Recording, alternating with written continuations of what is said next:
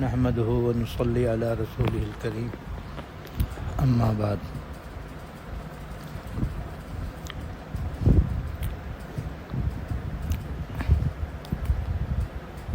حضور صلی اللہ علیہ وسلم نے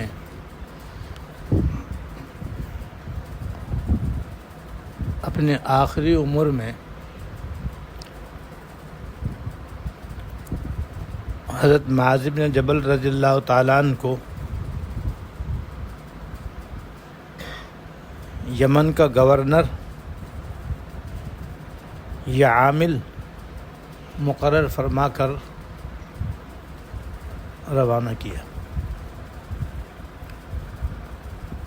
اور ایسے موقع پر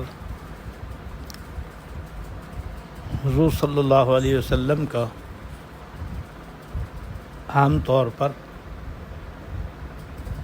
یہ طریقہ ہوتا تھا کہ جس کو عامل بنا کر روانہ کرتے وہ سواری پر سوار ہوتا تھا، اور آپ اس کی سواری کے ساتھ ساتھ پیدل سنت الوداع تک رخصت کرنے کے لیے تشریف لے جاتے تھے۔ سنت الوداع مدینہ منورہ کے باہر اس جگہ کا نام تھا جہاں مہمان کو رخصت کیا جاتا تھا یا استقبال کیا جاتا تھا، اور کوئی مہمان آتا تو اس کا استقبال کرنے کے لیے وہاں تک جاتے، اور مدینے سے کسی کو رخصت کرنا ہوتا تھا تو اسے بھی وہاں تک پہنچانے کے لیے جاتے تھے۔ اس جگہ کا نام تھا سنت الوداع۔ تو حضور صلی اللہ علیہ وسلم جب کسی کو گورنر یا عامل بنا کر روانہ کرتے تو وہ سواری پر بیٹھا ہوتا اور آپ پیدل اس کے ساتھ چلتے تھے، راستے میں اس کو نصیحتیں فرماتے جاتے تھے۔ تو حضرت معاذ رضی اللہ تعالیٰ عنہ کو بھی آپ چلتے چلتے نصیحتیں فرما رہے تھے۔ اس کے بعد آپ نے ان سے ایک عجیب بات ارشاد فرمائی، اور یہ فرمایا کہ اے معاذ، ہو سکتا ہے یہ میری تم سے یہ ملاقات آخری ہے،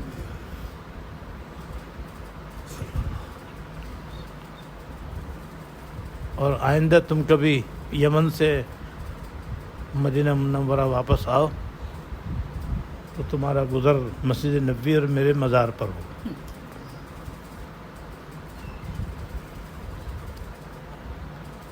حضرت معاذ رضی اللہ تعالیٰ عنہ حضور کے بہت ہی محبوب اور چہیتے صحابی تھے، اور انہیں بھی حضور سے بے حد محبت تھی۔ اول تو یہ جدائی جو یمن جانے کی صورت میں ہو رہی تھی، یہی ان کے لیے کم امتحان نہ تھا، لیکن جب انہوں نے یہ سنا کہ یہ تو میری حضور سے آخری ملاقات ہے تو پھر ان سے رہا نہ گیا، اور وہ یہ سن کر پھوٹ پھوٹ کے رونے لگے۔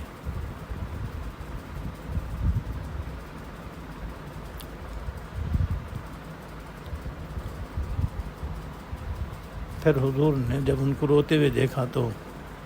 ظاہر ہے حضور کو بھی ان سے بڑی محبت تھی، تو آپ نے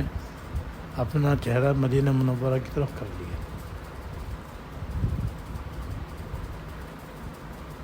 تاکہ حضور کے آنسو یہ نہ دیکھیں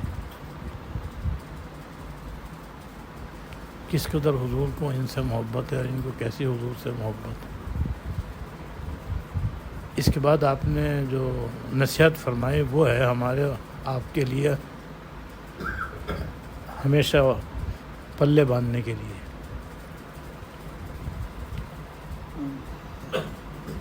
تو آپ نے یہ فرمایا کہ اے معاذ،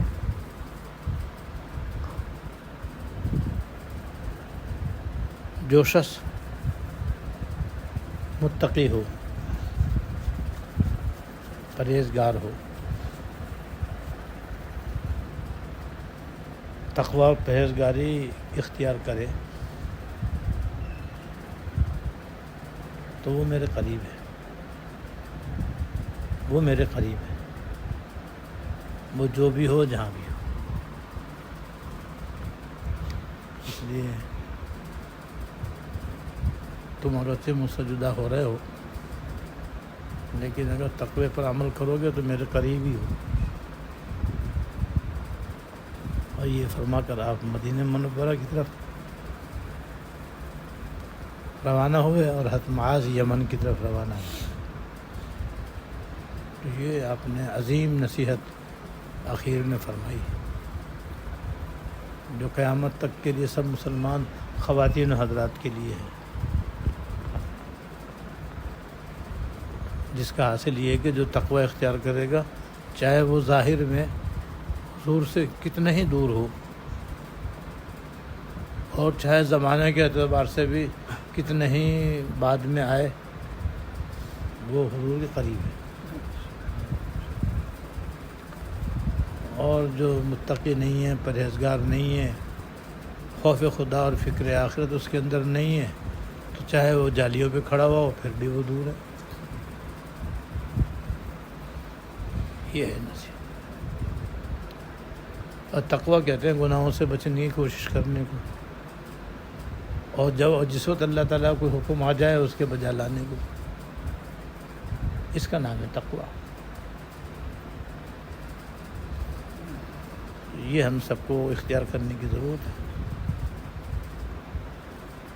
جس میں تقوی کے بڑے فضائل ہیں، بڑے فوائد ہیں، وہ الگ۔ ایک بہت بڑی فضیلت جو اس نصیحت میں آپ نے فرمائی ہے وہ انشاءاللہ حاصل ہوگی، چاہے ہم زمانے کے اعتبار سے کتنے ہی حضور سے دور ہوں، 1400 سال سے زیادہ ہو گئے حضور کو دنیا سے گئے ہوئے، 1400 سال بہت ہوتے ہیں، اور مدینہ طیبہ سے ہمارا ملک ہزاروں میل دور بھی، تو مسافت کے اعتبار سے بھی ہم ظاہر بہت دور ہیں، لیکن اگر تقوی اختیار کرنے، اپنے ظاہر کو بھی گناہوں سے بچانے کی کوشش کریں، اپنے باطن کو بھی گناہوں سے بچانے کی کوشش کریں، اور جو اللہ تعالیٰ کا حکم جب وہ جس وقت جہاں اور جب سامنے آ جائے اس کو بجا لائیں، اس پر مسئلہ حل ہے کہ زمانے کے اعتبار سے چاہے دور ہوں، مسافت کے اعتبار سے چاہے دور ہوں، بس ہم حضور قریب ہیں۔ اور اگر خدا خوف دل میں نہیں ہے، فکر آخرت نہیں ہے، حلال حرام کی تمیز نہیں ہے، جائز ناجائز کی فکر نہیں ہے، گناہوں سے بچنے کا اہتمام نہیں ہے، تو چاہے وہ مدینے میں رہتا، 5 نمازیں مسجد نبی میں پڑھتا، اور 5 نمازوں میں روز اقدس پہ جا کے سلام پیش کرتا ہو، وہ تقوی نہ ہونے کی وجہ سے حضور سے دور ہے۔